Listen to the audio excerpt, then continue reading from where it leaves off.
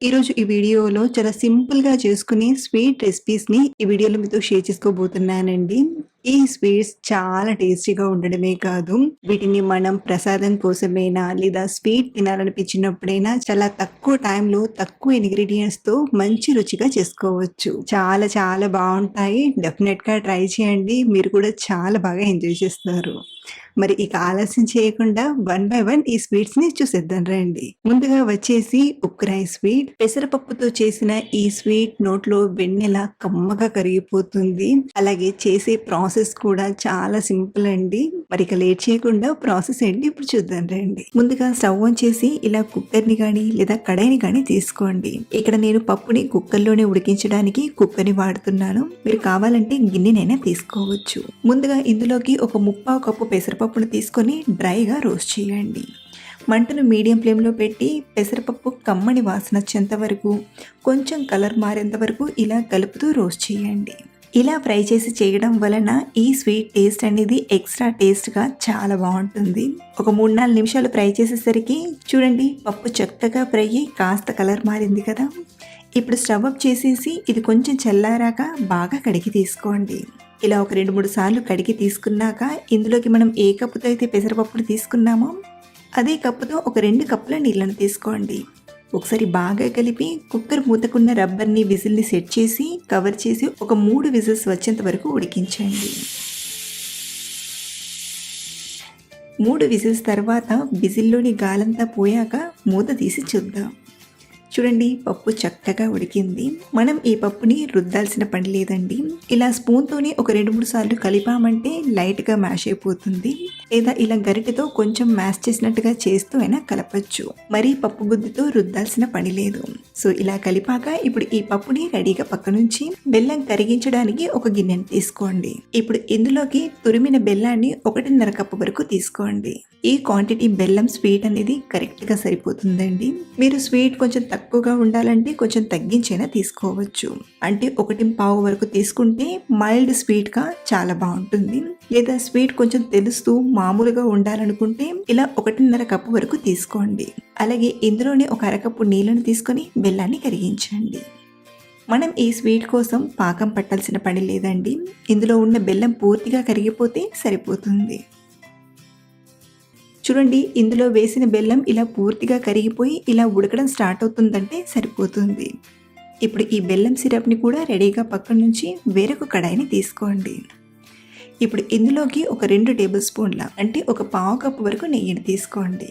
నెయ్యి వేడయ్యాక ఒక 2 టేబుల్ స్పూన్ల జీడిపప్పు పలుకుల్ని తీసుకొని దూరగా ఫ్రై చేసి ఒక గిన్నెలోకి తీసుకొని రెడీగా పక్కన ఉంచండి. ఇప్పుడు ఇదే నెయ్యిలోకి ఒక పావు కప్పు బొంబాయి రవ్వను తీసుకోండి. ఇలా కొంచెం బొంబాయి రవ్వ వేయడం వలన కన్సిస్టెన్సీ అయినా టేస్ట్ అయినా చాలా బాగా కుదురుతుంది. ఇలా 2 నిమిషాలు ఫ్రై చేశాక ఇందులోకి మరో పావు కప్పు పచ్చి కొబ్బరి తురుము తీసుకోండి. ఈ స్వీట్లో పచ్చి కొబ్బరిని ఇలా కంపల్సరీగా తీసుకుంటారు. ఇలా మరో 2 నిమిషాలు కలుపుతూ ఫ్రై చేశాక ఇప్పుడు ఇందులోకి మనం ఉడికించిన పెసరపప్పుని మొత్తం తీసుకొని మంటను మీడియం ఫ్లేమ్లో పెట్టి కలుపుతూ మరొక 2-3 నిమిషాలు ఫ్రై చేయండి. ఇది ఇలా కొంచెం గట్టిపడుతుంది అనేటప్పుడే ఇందులోకి మనం బెల్లం సిరప్ని తీసుకుందాం. బెల్లం సిరప్ని ఇలా టీ స్ట్రైనర్తో కానీ లేదా జాలిగంటతో కానీ వడగడుతూ తీసుకోండి. అలాగే కంప్లీట్గా మొత్తం ఒకేసారి కాకుండా సగం తీసుకొని ఒకసారి బాగా కలపండి. ఇలా కలపడం వలన ముద్దలు ముద్దలు కట్టకుండా చాలా ఈజీగా కలిపేయచ్చు. ఇలా ఒకసారి కలిపాక మిగతా బెల్లం సిరప్ని కూడా తీసుకొని బాగా కలపండి. ఇప్పుడు మంటను మీడియం ఫ్లేమ్లోనే ఉంచి మరొక 2-3 నిమిషాలు ఇలా కలుపుతూ ఉడికించండి. ఇది ఇలా లైట్గా ఉడకడం స్టార్ట్ అయ్యేటప్పుడు ఇందులోకి మరొక 2 టేబుల్ స్పూన్ల నెయ్యిని తీసుకుందాం. మనం చేసే ఈ స్వీట్ క్వాంటిటీకి అరకప్పు వరకు నెయ్యి పడుతుంది. ఇలా నెయ్యిని తీసుకొని మళ్ళీ నెయ్యి హల్వా పీల్చుకునేంత వరకు ఇలా కలుపుతూ ఉడికించండి. మరొక 3 నిమిషాలు ఇలా ఉడికించేసరికి నెయ్యి అనేది బాగా పీల్చుకొని హల్వా అనేది ఈ కన్సిస్టెన్సీలో వస్తుంది. ఇది చల్లారాక కాస్త గట్టిపడుతుంది కాబట్టి మనం ఈ కన్సిస్టెన్సీలోనే ప్రిపేర్ చేసుకోవాలి. ఇప్పుడు ఫ్లేవర్ కోసం 1/2 టీ స్పూన్ యాలకుల పొడిని, అలాగే మనం ఫ్రై చేసిన జీడిపప్పు పలుకుల్ని, చివరిగా 1-2 టీ స్పూన్ల నెయ్యిని తీసుకొని మరొకసారి బాగా కలిపి స్టవ్ ఆఫ్ చేసేయడమే. ఈ స్వీట్ మీకు వేడి మీద ఇలా ఉన్నా ఇది ఎలా అయితే చల్లారుతుందో అలా కొంచెం గట్టిపడుతుంది. ఇక్కడ నేను ఒక 10 నిమిషాల తర్వాత సర్వింగ్ మెథడ్ని చూపిస్తున్నానండి. స్వీట్ కూడా లైట్గా గట్టిపడిపోయింది. ఇంకో 10 నిమిషాలైతే ఇంకాస్త గట్టిపడిపోతుంది. ఇలా గరిటెతో తీసుకుంటూ ఒక ప్లేట్లోకి తీసుకోండి. సాఫ్ట్గా జ్యూసీ కన్సిస్టెన్సీతో చూడగానే తినాలనిపిస్తుంది. ఇలా మనం చాలా సింపుల్గా ఇంట్లో ఉన్న బెల్లం పెసరపప్పుతో ఈ కమ్మని స్వీట్ని చేసుకోవచ్చు. మన సెకండ్ రెసిపీ వచ్చేసి స్వీట్ బర్ఫీ. పుట్నాల పప్పుతో ఈ స్వీట్ని చేశాను. చాలా రుచిగా ఉండడమే కాదు, ఆరోగ్యానికి కూడా చాలా బలమైనది. మరి ఈ స్వీట్ని ఎలా చేయాలో ఇప్పుడు చూద్దాం రండి. ముందుగా స్టవ్ ఆన్ చేసి ప్యాన్లోకి 1 టేబుల్ స్పూన్ నెయ్యిని తీసుకోండి. నెయ్యి వేడయ్యాక ఇందులోకి ఒక 1/2 కప్పు పుట్నాల పప్పును తీసుకోండి. ఇక్కడ నేను మెజరింగ్ కప్తో తీసుకుంటున్నాను. మీరు కావాలంటే ఇంట్లో ఉండే ఏ కప్పుతో అయినా కొలిచి తీసుకోవచ్చు. అలాగే ఇందులోనే ఒక 1/2 కప్పు వరకు ఎండు కొబ్బరి ముక్కల్ని కూడా తీసుకొని వీటిని బాగా ఫ్రై చేయండి. మంటను మీడియం ఫ్లేమ్లో పెట్టి ఇలా కలుపుతూ కనీసం ఒక 4-5 నిమిషాలు బాగా ఫ్రై చేయండి. ఇలా ఫ్రై చేసి ఆ తర్వాత స్వీట్ చేయడం వలన టేస్ట్ అనేది చాలా బాగుంటుంది. సో ఇలా వీటిని ఒక 5 నిమిషాలు ఫ్రై చేసేసరికి పుట్నాల రంగు కూడా కొంచెం మారుతుంది. స్టవ్ ఆఫ్ చేసేసి ఇవి కాస్త చల్లారిన తర్వాత మిక్సీ గిన్నెలోకి తీసుకుందాం. ఇందులోనే మంచి టేస్ట్ కోసం ఒక 2-3 యాలకులను కూడా తీసుకొని బాగా గ్రైండ్ చేయండి. చూడండి, ఇలా మెత్తని పొడిలా గ్రైండ్ చేసి రెడీగా పక్కనుంచేయండి. మళ్ళీ స్టవ్ ఆన్ చేసి ఇదే ప్యాన్లోకి 1 కప్పు తురిమిన బెల్లం తీసుకోండి. అలాగే 1 కప్పు నీళ్ళను తీసుకొని బెల్లాన్ని బాగా కరిగించండి. మనకు ఈ స్వీట్ కోసం పాకం పట్టాల్సిన అవసరం లేదు, బెల్లం కరిగితే సరిపోతుంది. చూడండి, బెల్లం పూర్తిగా కరిగిపోయింది.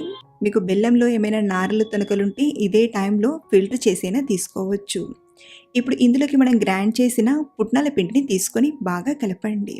అలాగే మనం ఇలా తీసుకునేటప్పుడు మంటను కూడా లో ఫ్లేమ్లో పెట్టి నలపిండిని మొత్తం తీసుకొని బాగా కలపండి. ఇలా మనం పుట్నాల పిండిని తీసుకున్నాక ఎక్కువ టైం ఉడికించాల్సిన అవసరం లేదు. ఇది కొంచెం దగ్గర పడితే సరిపోతుంది. ఇదంతా ఇలా ఈ కన్సిస్టెన్సీలోకి వచ్చాక స్టవ్ ఆఫ్ చేసేయండి. మనం దీన్ని ఎక్కువగా ఉడికించామంటే మనకు స్వీట్ అనేది కొంచెం గట్టిగా వస్తుంది. అలాగే ఇలా స్టవ్ ఆఫ్ చేశాక 1 టేబుల్ స్పూన్ వరకు నెయ్యిని తీసుకొని బాగా కలపండి. ఇలా చివర్లో నెయ్యి వేసి చేయడం వలన రుచితో పాటు స్వీట్ అనేది సాఫ్ట్గా చాలా బాగుంటుంది. ఇలా ఒకసారి బాగా కలిపాక ఇప్పుడు దీన్ని బాక్స్లోకి తీసుకుందాం. ఇక్కడ నేను గ్లాస్ బాక్స్ని తీసుకున్నాను. ఇందులోకి కొంచెం నెయ్యిని తీసుకొని బాక్స్కి బాగా అప్లై చేయండి. మీరు కావాలంటే స్టీల్ ప్లేట్కి కొద్దిగా నెయ్యిని అప్లై చేసైనా తీసుకోవచ్చు, లేదా ఏదైనా స్టీల్ బాక్స్లోకైనా తీసుకోవచ్చు. ఇప్పుడు ఇందులోకి మనం తయారు చేసిన స్వీట్ని మొత్తం తీసుకొని పైనంతా సమానంగా అనండి. మీరు కావాలంటే పూర్తిగా చల్లారాకైనా డిమోల్డ్ చేసుకోవచ్చు, లేదా కొంచెం గోరువెచ్చగా ఉన్నప్పుడైనా డిమోల్డ్ చేసి పీసెస్గా కట్ చేసుకోవచ్చు. ఇక్కడ నేను పూర్తిగా చల్లారిన తర్వాత డిమోల్డ్ చేస్తున్నాను. మనం ఇలా పైన ప్లేట్ పెట్టి ఉల్టాగా తిప్పామంటే ఈజీగా డిమోల్డ్ అయిపోతుందండి. ఇక్కడ నేను పైన గార్నిషింగ్గా సిల్వర్ పేపర్ని అతికిస్తున్నాను. మీ దగ్గర లేకపోతే ఇలా అతికించకుండా చేసినా చాలా బాగుంటుంది. ఇప్పుడు దీన్ని పీసెస్గా కట్ చేసి సర్వ్ చేసుకోవడమే.